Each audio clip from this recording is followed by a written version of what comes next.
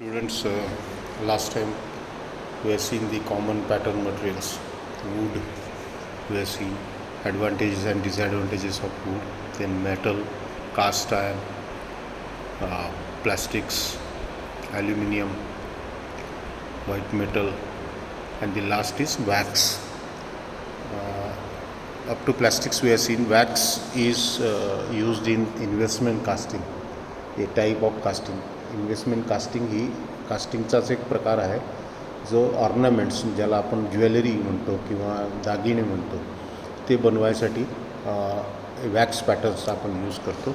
त्याच्यामध्ये surface finishing आणि accuracy म्हणजे छोटे छोटे पार्ट्स खूप टू दी डायमेन्शन बनवायचे असतील. जसं ज्वेलरीमध्ये आपण पाहतो की ग्रॅम्स 1 ग्रॅम 2 ग्रॅमचाही आपण ज्वेलरी बनवू शकतो. So in that case we use that investment casting. Investment casting will see in detail will see the processes of casting. Wax is used as pattern material there. Then next is factors affecting the selection of pattern material. की pattern material कसं select करायचं, त्याला कोणकोणते factors affect करतात. So following factors must be taken under consideration while selecting the pattern materials. First is number of castings to be produced. आता mass production असेल, खूप सारे प्रोडक्ट्स तुम्हाला बनवायचे आहे, नेहमी काम पडते आहे, over a period of time you are using the same pattern. So in that case you should use metal patterns. कारण जे वुडन पॅटर्न आहे, बाकीच्या ज्या गोष्टी आहेत they are subjected to wear and tear and to use repeatedly.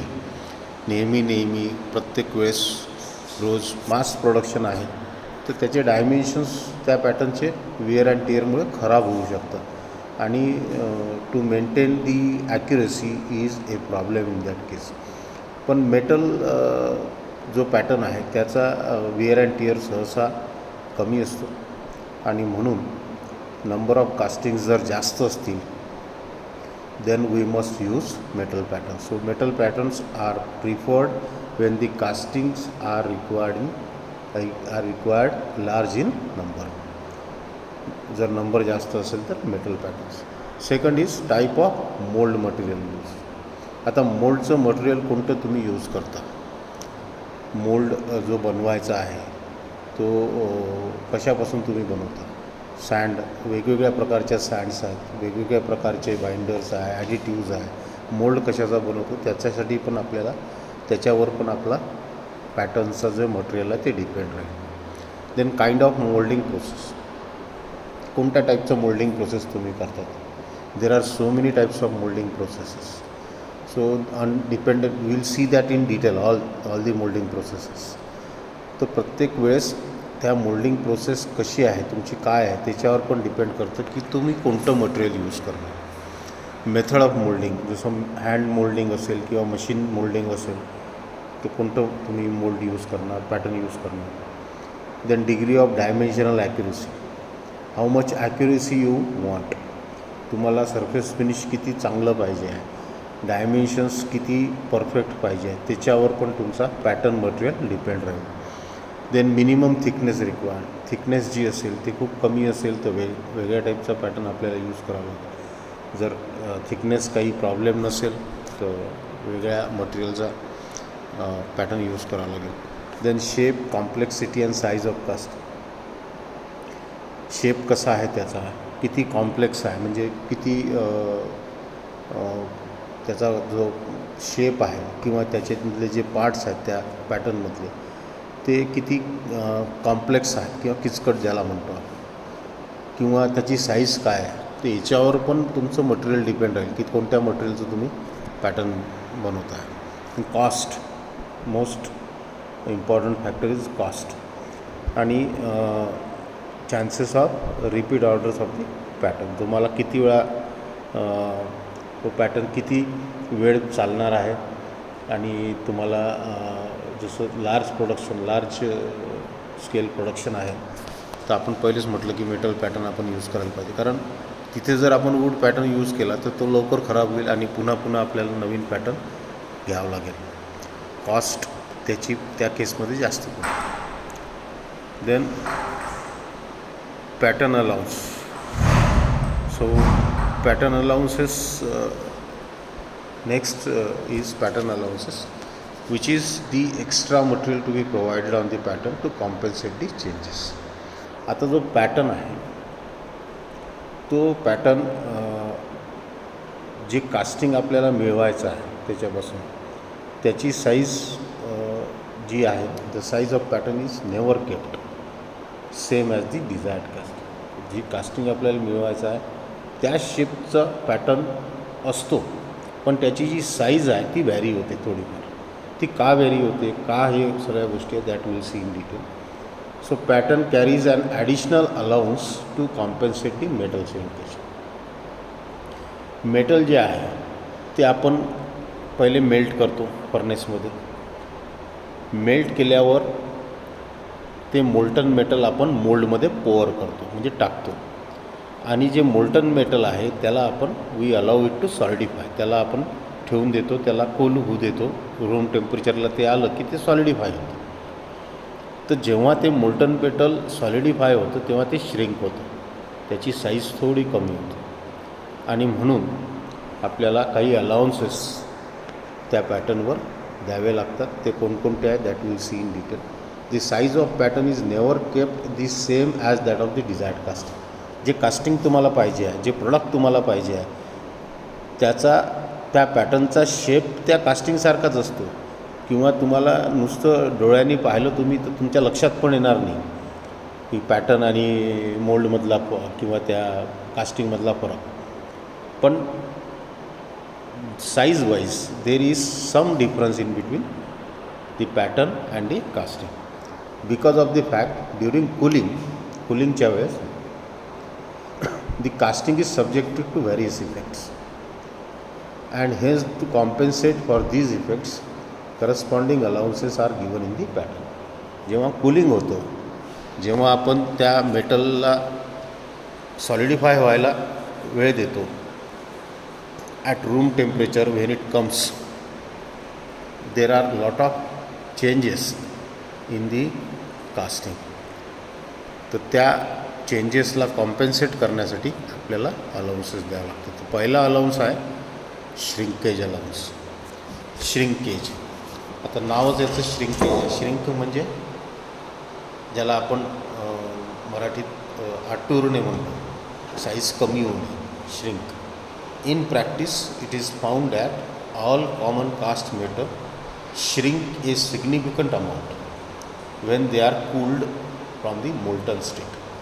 Molten स्टेटमधून म्हणजे melt केल्यावर जी लिक्विड असते मोल्टन स्टेट, तिथून त्याला जेव्हा आपण कूल होऊ देतो किंवा तेव्हा आपण त्याला सॉलिडिफाय होऊ देतो तेव्हा तो श्रिंक होतो metal. when they are cooled from the molten state. The total contraction in volume is divided into following parts. The total contraction आहे त्याचं पूर्ण त्या मोल्टन मेटलचा व्हॉल्यूम आणि सॉलिडिफाईड मेटलचा व्हॉल्यूम याच्यामध्ये जो फरक आहे, जे कॉन्ट्रॅक्शन होऊन राहिलेलं आहे ते तीन ठिकाणी डिवाईड केलेलं आहे. पहिलं आहे liquid contraction. The contraction during the period in which the temperature of the liquid metal or alloy falls from the pouring temperature to the liquidus temperature. Pouring temperature हे खूप जास्त असतं, म्हणजे फर्नेसमधून आपण ते मेटल घेतो आणि आपण मोल्डमध्ये पोअर करतो. So at that time the temperature is very high आणि त्या पोरिंग टेम्परेचरपासून तर ते लिक्विड असेपर्यंत जे कॉन्ट्रॅक्शन होतं that is liquid contraction. Second is contraction on cooling from liquidus to solidus. म्हणजे लिक्विडपासून सॉलिड होणं सुरू झालं की जे कॉन्ट्रॅक्शन होतं ते contraction on cooling from liquidus to solidus that is solidifying contraction. पहिलं आहे लिक्विडस कॉन्ट्रॅक्शन. लिक्विडस म्हणजे पोरिंग टेम्परेचरपासून लिक्विडस टेम्परेचरपर्यंत. लिक्विडस टेम्परेचर म्हणजे काय की temperature just sufficient to keep the metal at liquid state. त्याच्यानंतर सॉलिडिफाईंग सुरू होईल. पोरिंग टेम्परेचर हे खूप जास्त आहे.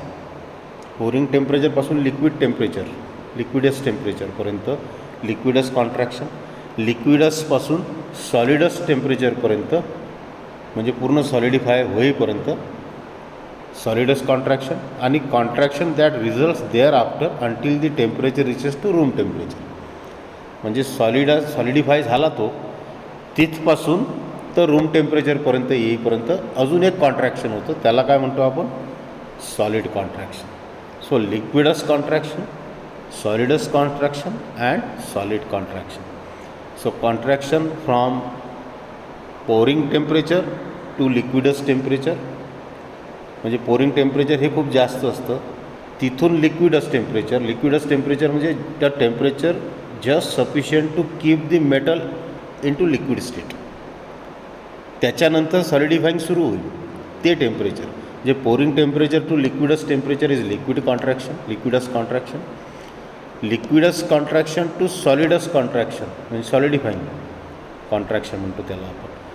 लिक्विडस टेम्परेचर टू सॉलिडस टेम्परेचरपर्यंत म्हणजे temperature at which the solidifying starts to the temperature at which it ends, हे जे आहे याला म्हणतो आपण सॉलिडस कॉन्ट्रॅक्शन और सॉलिडिफाईंग कॉन्ट्रॅक्शन. आणि सॉलिडिफाय ते झालं पूर्ण, तिथून तर रूम टेम्परेचरपर्यंत येईपर्यंत ते आहे solid contraction. So these are the 3 stages of contraction. तर तो मेटल आहे तो कॉन्ट्रॅक्ट होतो, छोटा होतो when it was poured into mold. The first 2 of the above are taken care by proper gating system. आता जे मोल्ड असतं त्या मोल्डमध्ये गेटिंग सिस्टीम असते, रायझर्स असतात, वेगवेगळे होल्स असतात. जेव्हा आपण पोरिंग करतो, जेव्हा आपण मेटल त्याच्यामध्ये टाकतो, ते आपण डिटेलमध्ये पाहू नंतर, तेव्हा ती कॅव्हिटी जी आहे आतमधली प्रॉडक्टची ती पूर्ण भरते. ती पूर्ण भरल्यावर रायझरमधून ते उरलेलं जे जास्तीचं मटेरियल ते राईज होतं, वर येते. आणि जेव्हा ते वर येते तेव्हा आपल्या लक्षात येते की मोल्ड आता पूर्ण भरला आहे. तर जेव्हा ते सॉलिडिफाईंग होते, जेव्हा ते आतमध्ये सॉलिडिफाईंग सुरू होते, ते पहिले जे 2 कॉन्ट्रॅक्शन आहे, जे liquidus to solidus, pouring temperature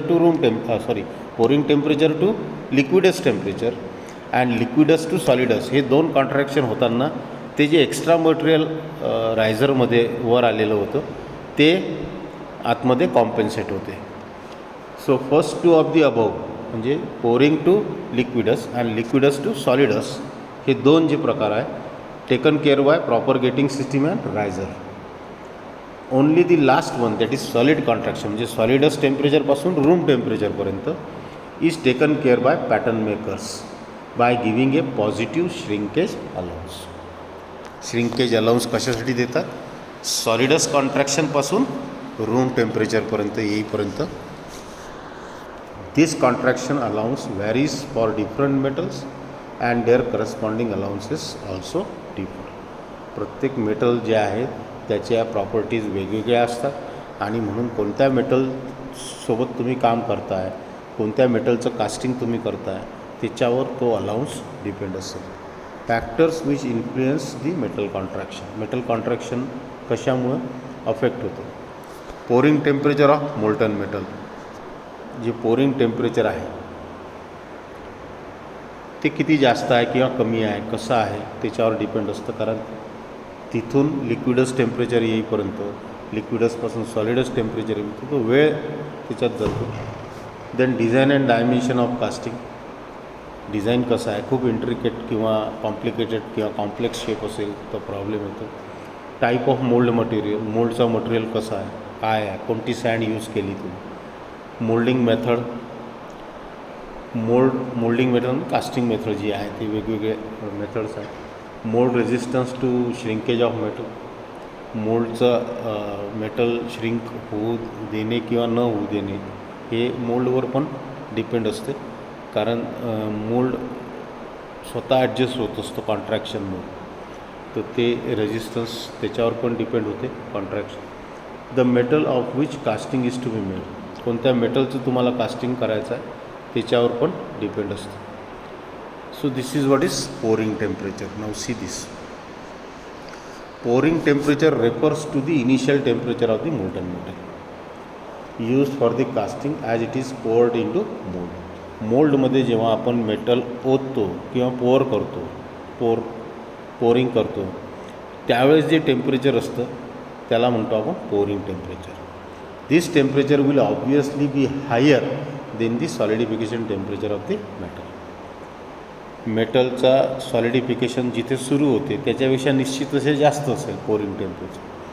the difference between the solidification temperature and the pouring temperature of the metal is known as superheat. म्हणजे जिथं सॉलिडिफिकेशन सुरू होईल लिक्विडस टेम्परेचरच्या नंतर, liquidus temperature is the temperature sufficient to keep the metal in to liquid state, just sufficient. त्याच्यावर जर heat केलं तर पोरिंग टेम्परेचर म्हणजे सुपरहीट ज्याला म्हणतो. त्याच्या खाली जर आलं तर ते काय आहे, solidifying temperature. So superheat is melting टेम्परेचरपासून पोरिंग टेम्परेचरपर्यंत जे टेम्परेचर आपण वाढवत नेतो, जिथे मेटल मेल्ट होणं सुरू होतं आणि पूर्ण मेटल मेल्ट होईपर्यंत आणि त्याच्यानंतरही जे आपण त्याला हीट करतो त्याला म्हणतो आपण सुपरहीट. आणि the difference between the solidification temperature and the pouring temperature of the metal is known as superheat. त्याला आपण काय म्हणतो, superheat. Pouring rate, volumetric rate in which the liquid metal is introduced into the mould. किती प्रमाणात तुम्ही metal टाकताय मोल्डमध्ये. व्हॉल्युमेट्रिक म्हणजे किती volume त्याचा पोरिंग होते आहे. Pouring rate needs to be carefully controlled during the metal casting operation since it has certain effects on the manufacture of the part. Pouring जे आहे ते पण खूप क्रिटिकल असतं. तुम्ही एकदम ओतू नाही शकत. तुम्हाला व्यवस्थित तो रेट जो आहे पोरिंग रेट तो कंट्रोल करावा लागतो. If the pouring rate is too fast, ते जर खूप फास्ट असलं तर तिथे टर्ब्युलन्स होऊ शकतो, म्हणजे आतमध्ये भोवरे तयार होऊ शकतो. If it is too slow metal may begin to solidify before filling the mould. खूपच हळूवार जर तुम्ही केलं तर आतमध्ये त्याचं सॉलिडिफिकेशन सुरू होऊन जाईल कुठे, तोपर्यंत तुमचं इकडे पोरिंगच संपणार नाही. तर खूप जास्त स्पीड पण नको पोरिंगचा आणि खूप कमी पण नको. तर that should be controlled very accurately. आता जे कॉन्ट्रॅक्शन अलाउन्सेस आहे ते या वेगवेगळ्या मटेरियलचे दिलेले आहे. काय असू शकतात, स्टँडर्ड कास्ट आयर्नचं 10 mm पर मीटर इतकं कॉन्ट्रॅक्शन कास्ट आयर्नमध्ये होतं. स्टीलमध्ये 21 mm, ब्रासमध्ये 16 mm, ॲल्युमिनियममध्ये 15 mm, लीडमध्ये 24 mm. So depending on that we may give the allowances. कोणत्या मटेरियलचं कास्टिंग तुम्ही तयार करताय त्याच्यावर आपल्याला अलाउन्सेस देतात. Remember that the contraction of metal is always volumetric. Volumetric म्हणजे length breadth and height volume. But the contraction allowance are always express in linear. म्हणजे जो अलाउन्स आहे कॉन्ट्रॅक्शन मेटलचं व्हॉल्युमॅट्रिक होते, पण जो अलाउन्स आहे तो आपण लिनियर देतो, म्हणजे mm पर मीटर असं त्याचा युनिट आहे. Then this is what is about the shrinkage और कॉन्ट्रॅक्शन अलाउन्सेस.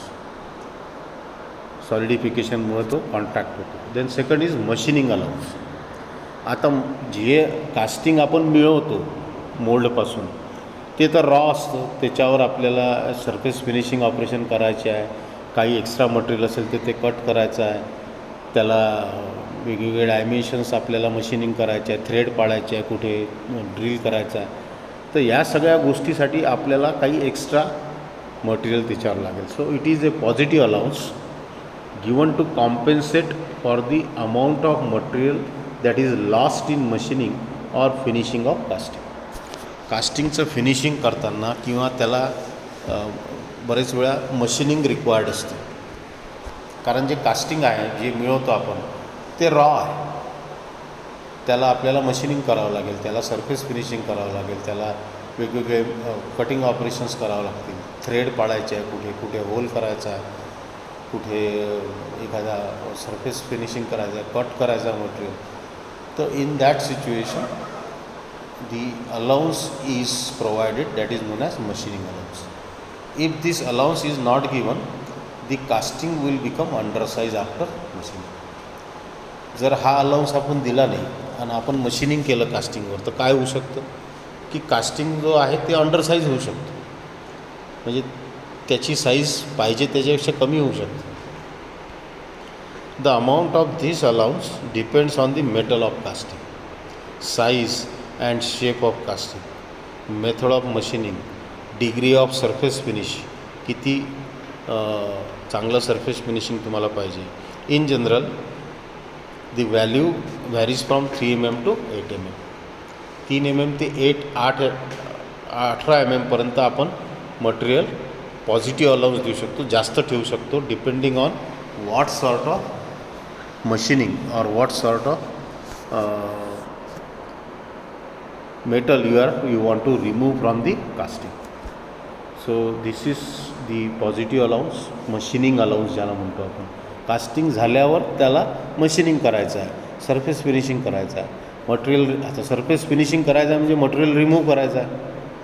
कोणत्याही सरफेसचं आपण फिनिशिंग करतो म्हणजे काय करतो, त्याला घासतो कशासाठी, त्याच्यावरचं मटेरियल काढतो, आणि जेव्हा त्याच्यावरचं मटेरियल निघते तेव्हा त्याचा जो सरफेस आहे तो स्मूथ होतो. So ferrous materials or metals need more allowance than non ferrous metals. Non ferrous मेटल्सपेक्षा अलाउन्स जो आहे याच्यात फेरसमध्ये जास्त असतो. Similarly large castings need more allowance than shorter one. छोट्या कास्टिंगपेक्षा मोठ्या कास्टिंग्सवर हा अलाउन्स, मशिनिंग अलाउन्स जास्त, कारण ओबडधोबड आणि रॉ स्टेटमध्ये आपल्याला कास्टिंग मिळते, त्याला आपल्याला रिमूव्ह करायचं आहे मटेरियल त्याच्यावर सरफेस फिनिशिंग करायचं आहे. ह्या सगळ्या गोष्टी करताना आपल्याजवळ काहीतरी अलाउन्स असला पाहिजे, काही मार्जिन असली पाहिजे, नाहीतर ते कास्टिंग छोटं होऊन जाईल, आणि म्हणून हा मशिनिंग अलाउन्स आपण देत असतो. थर्ड इज ड्राफ्ट और टॅपर अलाउन्स. आता टॅपर म्हणजे आता तुम्ही पाहिलं असेल इथे हा जो आहे पॅटर्न पहिल्या डायग्राममध्ये दाखवला, हा पूर्ण असा रेक्टँग्युलर शेप आहे दोन्ही बाजूला. तर याला रिमूव्ह करताना, विड्रॉ करताना प्रॉब्लेम येतो. इथे टॅपर शेप आहे, कोनिकल शेप आहे, पहा असा कोनिकल दिलेला आहे सेकंडमध्ये. तर या केसमध्ये जसं आता साधं उदाहरण देतो मी आपल्या रोजच्या, कुल्फी तुम्ही खाता, तर कुल्फीचा जो कोन असतो तुम्ही पाहिला असेल मेटलचा, तो टॅपर असतो, निमुळता असतो, तो असा कोनिकल शेप असतो. का बरं? तो जर सरळ सिलेंडरसारखा असला काय होईल, त्याच्यातून कुल्फी बाहेर येणारच नाही, कुल्फी बाहेर काढताना तुटून जाईल किंवा प्रॉब्लेम येईल. तर ती कुल्फी थंडी झाल्यावर, दुधाची कुल्फी झाल्यावर त्याला इझिली बाहेर काढता यावं म्हणून टॅपर कोन असतो. पाहिला आहे का तुम्ही? निश्चितच पाहिला असेल प्रत्येकाने. जो कोन आहे कुल्फीचा तो कोनिकल असतो किंवा असा टॅपर शेप असतो, त्याला आपण काय म्हणतो, टॅपर, TAPER. कशासाठी? रिमूव्हल जे आहे त्याच्यामधून कुल्फी बाहेर काढण्यासाठी ते इझी जातं, आणि ते इझिली कुल्फी न तुटता, त्याचा शेप खराब न होता ती बाहेर येते. Same is the case here. Taper allowance is also a positive allowance and given on all vertical surfaces of the pattern. उभे जे सर्फेस असतात पॅटर्नचे, त्या सगळ्या सर्फेसेसवर हा टॅपर अलाउन्स दिलेला असतो. याला ड्राफ्ट अलाउन्स असं पण म्हणतात. So that it's withdrawal becomes easier. Withdrawal म्हणजे काय? रिमूव्हल, त्याला बाहेर काढणे, ते सोपं व्हावं म्हणून टॅपर अलाउन्स दिलेला असतो. The amount of draft on internal surface is more than that of external surface. External सरफेसपेक्षा इंटरनल सरफेसवर जो अँगल आहे, जो ड्राफ्ट आहे, जो टॅपर आहे, तो जास्त असतो. कारण इंटरनली तो सरफेस जास्त कॉन्टॅक्टमध्ये राहतो, बाहेरून त्याला काढणं सोपं जातं. म्हणजे तो अँगल जो आहे इंटरनल, पहा तुम्ही, that is more. The amount of taper on the external surface varies from 10 mm to 20 mm per meter. एका मीटर लेंथसाठी 10 mm ते 20 mm इतका अलाउन्स व्हॅरी होऊ शकतो. For interior surface taper should be around 60 mm, म्हणजे interior surface असेल आतमधल्या सरफेससाठी तो जास्त असतो, 60 mm per metre. These values are greatly affected by the size of the pattern. Size जर खूप मोठा असेल तर नॅचरली आपल्याला ड्राफ्ट अलाउन्स जास्त द्यावं लागेल, जर छोटा असेल तर कमी द्यावं लागेल. So this is what is draft allowance. Draft allowance is just for easy removal of the pattern from the mould. म्हणजे रॅमिंग झाल्यावर, कॅव्हिटी तयार झाल्यावर जेव्हा आपण पॅटर्न बाहेर काढतो तेव्हा ती कॅव्हिटी खराब नाही झाली पाहिजे, तो इझिली बाहेर आला पाहिजे, म्हणून हा ड्राफ्ट और टॅपर अलाउन्स याच्यावर दिलेला असतो. In the next video will see some more allowances.